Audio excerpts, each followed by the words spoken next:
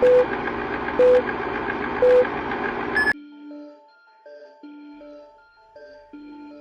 kemarin kita sudah membahas tentang Flakpanzer Gepard dari Jerman, kali ini kita akan beralih ke self-propelled anti-aircraft weapon dari blok timur, yaitu dari Rusia, atau lebih tepatnya warisan Uni Soviet. Tapi sebelum membahas 2K22 Tunguska ini, harusnya kita membahas ZSU-234 Silka terlebih dahulu, yang dimana ia adalah pendahulu dari 2K22 Tunguska, tapi mungkin akan kita bahas di lain waktu. Sistem rudal dan senapan anti pesawat 2K22 Tunguska adalah salah satu senjata dengan tembakan tercepat, di mana ia dirancang untuk memberikan perlindungan kepada resimen infanteri dan tank dari serangan pesawat yang terbang rendah, helikopter, dan rudal jelajah. Meskipun ia dirancang utamanya untuk senjata anti pesawat, tetapi ternyata Tunguska juga sama mematikannya terhadap target darat.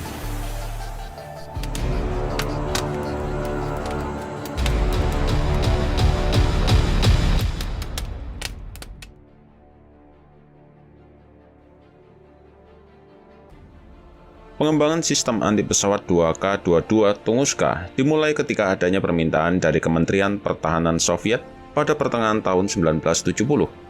Ini dimaksudkan untuk mengganti peran ZSU-234 Silka yang dirancang sejak tahun 60-an. Karena saat itu, kaliber 23 mm milik Silka dianggap kurang mumpuni untuk menjatuhkan A-10 Thunderbolt Amerika. Dengan diberi kode nama Tunguska, studi pengembangan pun dilakukan dan didapatkan hasil jika sistem baru ini menggunakan meriam 30 mm, maka hanya akan membutuhkan sepertiga hingga setengah jumlah dari peluru yang dibutuhkan meriam 23 mm milik Silka untuk menghancurkan target yang sama. Namun, pengembangan Tunguska mulai melambat antara tahun 1975 hingga 1977. Itu karena hadirnya sistem rudal 9K33 OSA yang saat itu dipandang dapat memenuhi tugas Tunguska dengan kinerja rudal. Setelah beberapa perdebatan yang cukup panjang, akhirnya diputuskan jika sistem berbasis rudal murni tidak akan efektif bila digunakan untuk menangani helikopter serbu yang terbang sangat rendah. Selain itu, reaksi menembak yang dibutuhkan oleh 9K33 OSA mencapai 30 detik. Bandingkan dengan Tunguska hanya butuh waktu sekitar 8-10 detik saja. Dengan beberapa alasan itulah, pengembangan Tunguska dimulai kembali.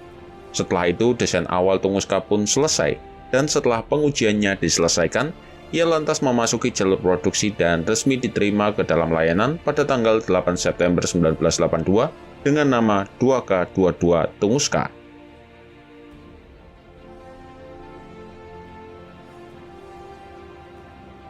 Seperti umumnya self-propelled anti-aircraft, Tunguska menggunakan sasis kendaraan beroda rantai dengan turret atau menara berukuran besar yang dilengkapi dengan meriam, rudal, dan radar.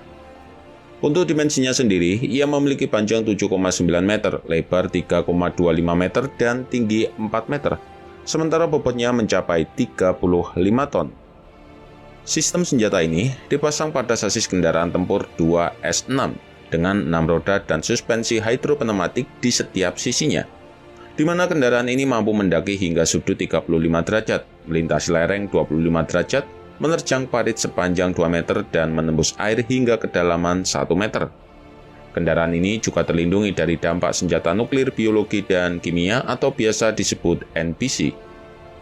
Untuk mendukung dimensinya tersebut, Tunguska dibekali dengan mesin diesel V466M yang mampu menyemburkan tenaga sebesar 780-840 horsepower.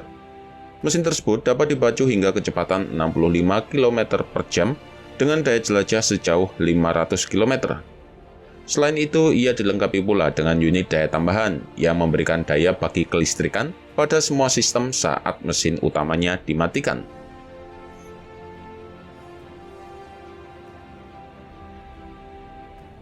Untuk urusan persenjataan, Tunguska dibekali dengan meriam ganda 2A38 30 mm yang dirancang oleh Biro Desain KBP. Meriam ini bekerja dengan cara ditembakkan secara bergantian dengan kecepatan tembakan gabungan antara 3.900 hingga 5.000 putaran per menit, atau 1.950 sampai 2.500 putaran per menitnya untuk setiap meriam. Dengan peluru yang dibawanya, kedua meriam ini dapat menembak terus-menerus selama 23-30 detik sebelum kehabisan amunisi. Pelurunya sendiri memiliki kecepatan atau muzzle velocity hingga 960 meter per detik dengan jarak tembak hingga 4000 meter. Selain kedua meriam tersebut, 2K22 Tunguska juga dibekali dengan 8 rudal 9 M311 yang dapat menyerang target yang melaju dengan kecepatan hingga 500 meter per detik. Meskipun jangkauan ketinggian maksimumnya hanya 3,5 km dan jarak jangkauan maksimumnya adalah 8 km, namun rudal ini efektif terhadap pesawat yang terbang rendah dan juga helikopter. Ia juga memiliki probabilitas hit hingga 80%. Namun untuk menembakkan rudal ini, kendaraan Tunguska harus dalam posisi diam. Hal itu sebenarnya bukan masalah, karena Tunguska biasanya meluncurkan rudalnya tersebut ketika target berada pada jarak yang jauh, sementara pada jarak dekat akan digunakan dua meriamnya. Agar mampu menembak target dengan tepat, Tunguska dibekali dengan radar deteksi yang memiliki jangkauan antara 17 hingga 18 km dan radar pelacakan dengan jangkauan sekitar 11-16 km. Sejak diperkenalkan, tidak kurang dari 4 varian radar pencarian yang berbeda telah digunakan oleh Tunguska.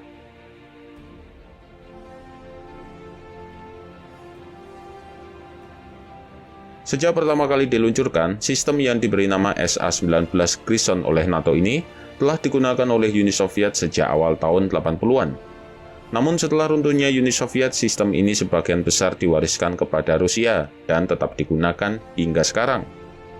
Dan setidaknya ia telah melahirkan 4 varian utama, yaitu 2K22 versi awal, 2K22M pada tahun 90-an, dan 2K22M1 yang dibuat pada tahun 2003.